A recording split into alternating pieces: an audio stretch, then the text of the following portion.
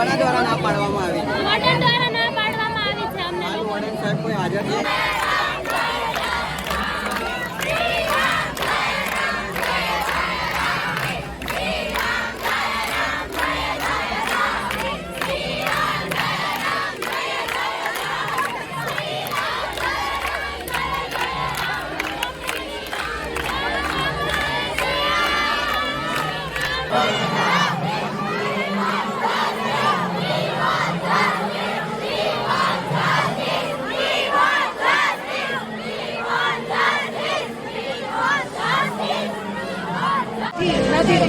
Warden સાહેબ બી હાજર નહીં. અમે લોકો વોર્ડન જ છે, જે મેડમ છે વોર્ડન નથી. હેડ મેડમ છે ને એના ઓકે.